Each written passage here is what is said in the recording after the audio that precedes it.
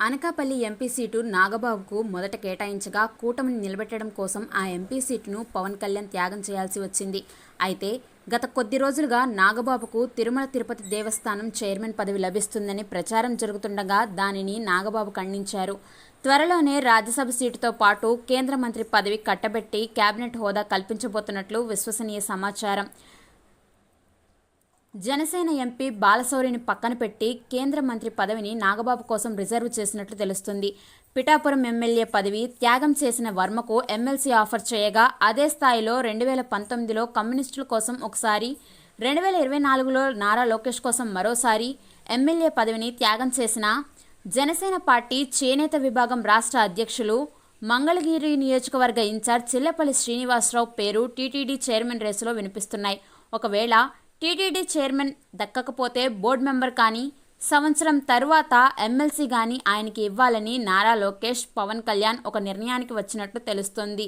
ఇప్పటికే దుర్గగుడి చైర్మన్ పదవి బడిత శంకర్ పేరు ముందు వరుసలో ఉండగా దీనికి పశ్చిమ నియోజకవర్గం ఎమ్మెల్యే సుజనా చౌదరి, ఎంపీ కేశినేని చిన్ని అండదండలు ఉండగా తాజాగా వంగవీటి రాధా సైతం శంకర్కు మద్దతుగా రంగంలోకి దిగారు.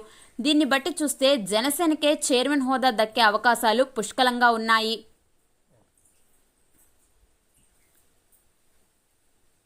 నామినేటెడ్ పోస్టుల్లో జనసేనకు అగ్రపీఠం ఇచ్చి తమ బంధాన్ని ఇంకా దృఢం చేసుకోవాలని తెలుగుదేశం భావిస్తుంది.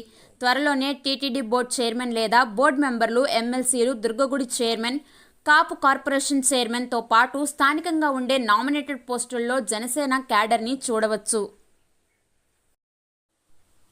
ఇదిలా ఉండగా కాపు కార్పొరేషన్ చైర్మన్ పదవి కూడా జనసేనకే దక్కే అవకాశాలున్నాయి. దశాబ్ద కాలంలో పార్టీని నమ్ముకుని పనిచేస్తున్న జనసేన నేత అమ్మిశెట్టి వాసు కాపు కార్పొరేషన్ చైర్మన్ రేసులో మొదటి వరుసలో ఉన్నారు.